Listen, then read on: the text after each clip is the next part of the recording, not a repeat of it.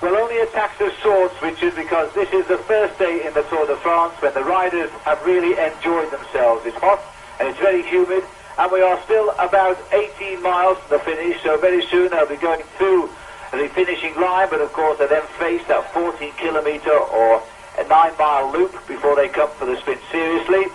And the riders have had the moment of fun. Earlier on today, Laurent Fignon, in fact, lent his yellow jersey to Ter Van Vliet and put on the Panasonic team colours, and then they switched back. Laurent Fignon now back in the bunch here in yellow.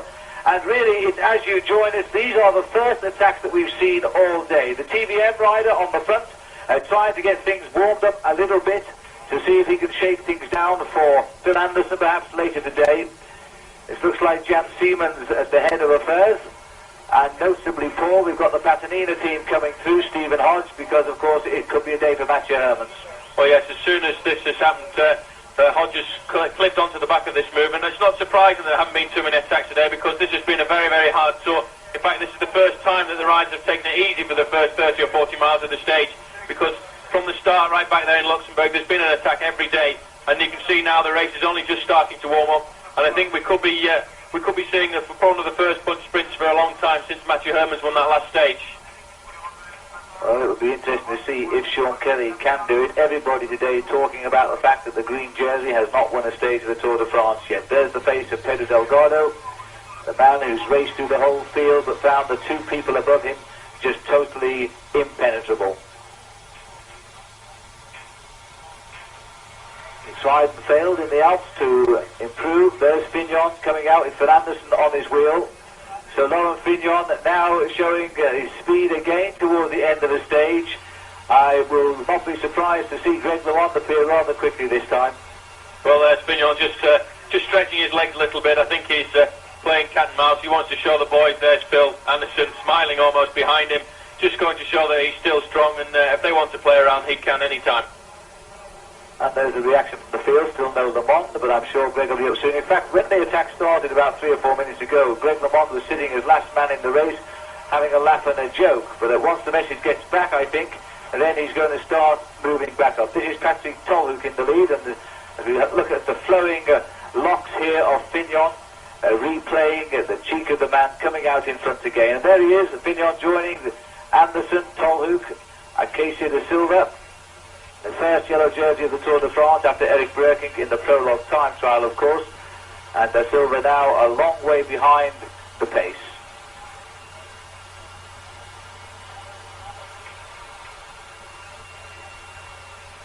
The man from Luxembourg that gave us the start to what has been an exceptional Tour de France. And you know, tomorrow it could go down as the closest finish on record, because surely LeMond will eat into that lead of Laurent Fignon. The question will be by how much.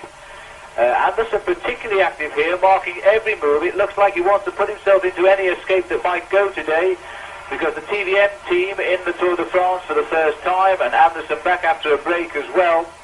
He hasn't really had a great tour.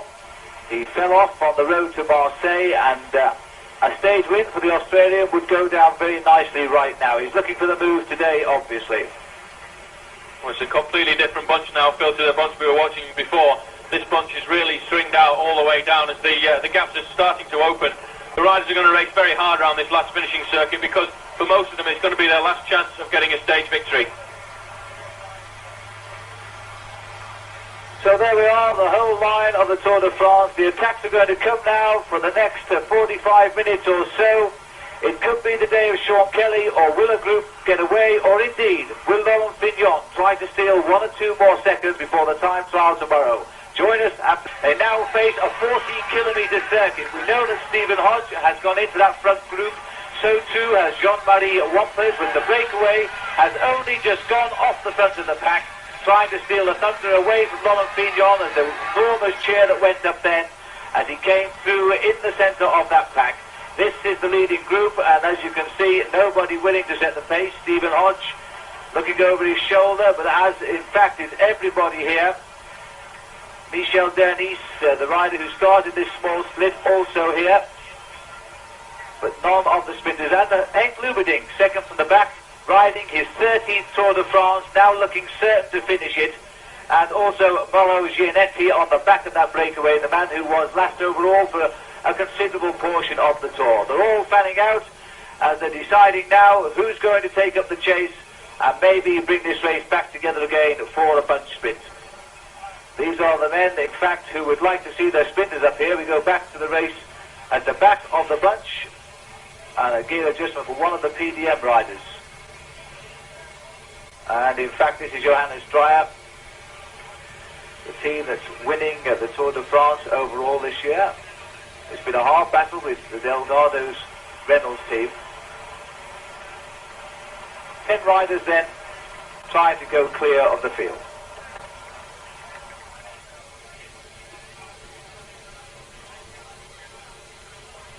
Well, Phil, the problem with Dreyer there was he looks like he's picked up a plastic bag in his gear, and the mechanic was having a lot of difficulty getting out there. At that sort of speed, it is difficult and dangerous for the mechanic because he could lose his fingers. This is a big danger in a race like the Tour de France because so many free things are being given out by the publicity caravan, and some of them get blown onto the race route, and you can pick them up in part of the machinery. He slipped off the front of this group. Anderson again having a go. We saw him earlier trying to get into the moves, and now he's taking the chance of a slight lull and a change of formation at the front. Let's go up to see if in fact it is Wilfred Peters up here. It certainly looks like him, and it is indeed. So Peters going clear and Anderson trying to get on terms with him. Belgium versus Australia. Well, Peters picked just the right time to move there. Just as the bunch came back to the group that he was in, he attacked and went clear. That little bit of a slowdown, give him the launch pad to get away. And Phil Anderson really very active today because after the terrible start he had in the Tour de France with that crash on the day to Marseille, he really wants to win a stage, especially after the fact that he won a stage in the Tour of Italy this year and had quite a reasonable start to the season. And it looks as if the pressure of Anderson behind has actually dragged away another small group. 10 kilometres to go to the end of the last road race stage of the Tour de France this year. And still there's plenty of riders with the strength to try and win the day. Anderson sitting at the back of the group he's caught. Peters surviving for the moment out front. There's a couple of riders in the Domex team here trying to get their men up towards the lead. One or two of the riders, they will have very heavy muscles, but it doesn't look as if Wilfred Peters is going to go very far because there's Phil Anderson going away again. Anderson really does want to get this stage, and he's blown off one of the Reynolds teams right off his wheel there, and Anderson looks as if he's going to come straight up to Wilfred Peters, and you'll probably see Anderson jump away to the right-hand side of the road, and straight away he's gone. Anderson didn't even wait to see if Peters wanted to come along for the ride. He went straight through, and now the onus is over to Phil Anderson. He's tried to get into every move so far this afternoon, and now he's decided the only move is the one he better make himself. And he's got the gap at the moment. And there's Sean Kelly. Kelly, probably our favourite and many others' favourite today to try and pull off the win because he has this wonderfully strong PDM team all around him. And they'll form themselves around Kelly and try to take him to the finish and allow him the lead out, which would give him the stage today. Give the green jersey a feeling to stand high and proud on the podium tomorrow in Paris, as he certainly will. A record number of victories for Sean Kelly in the green jersey competition tomorrow. Number 4, no one's done that. While the pack themselves will be wondering what Sean Kelly is going to do. Up come the Patanina boys, the boys in blue and white. Remember that lovely race that we had with them when they brought Matthew Hermans to victory. The day that Rudy Darlans fell off. Well, Hermans is still in the race looking for win number 2 today. Darlans, of course, has since retired from the Tour. Well, there's 4 or 5 of them, Patanina team there at the front, making all the pace. And all the time these little attacks are going off the front. There's another TVM rider going clear there. So difficult to mark everybody as they continue to sprint off the front. This is why it's a team race, because the leaders demand of their team maximum effort to chase down these attacks, knowing that they don't have the strength to chase everything down and then win the day. So it's the domestics who are working now like the busy bees they are to try and bring this race to the conclusion that their team wants. And we now see the Super Convex going clear here and TVM.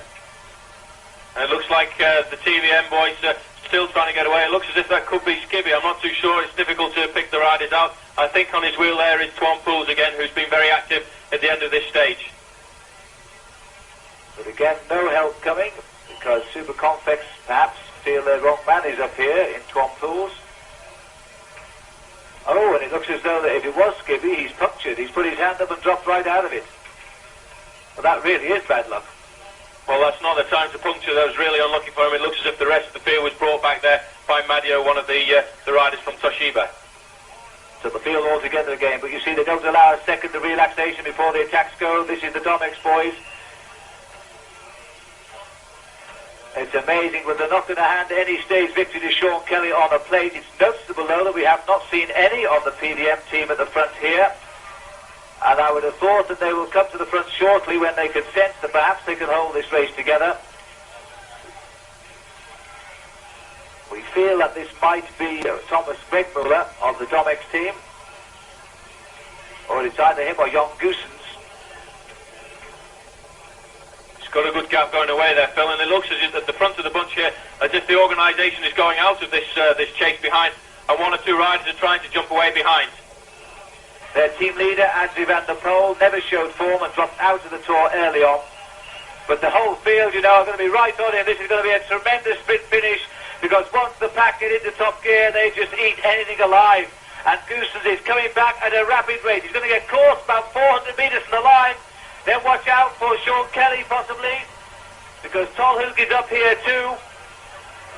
As the riders now go for the line, and that is Jelle Nijdam, I think, who's trying to go. Kelly on the inside, but he's boxed in and out of it. 200 metres to go.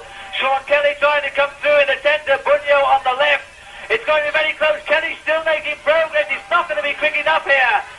Bunyo, will he be on the line? No, it won't. Yes, he thinks he will, and in fact, it wasn't the sprinter Bunyo who took the stage, it was his teammate there, Giovanni Fidanza, who took the line, a rider who we haven't seen for about 2 weeks, but he's come back at the time when it matters, because he's found his sprinting legs again today, and there he is.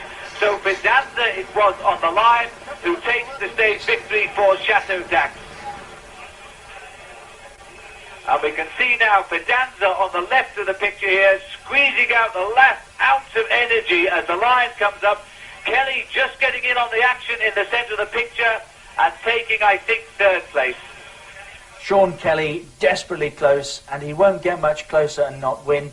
Fidanza got it, in fact, by the rim of his wheel from Nijdam, Kelly, Hermans, Bowmans and de Wilde. Consolation for Kelly, the green jersey is his and he's earned it.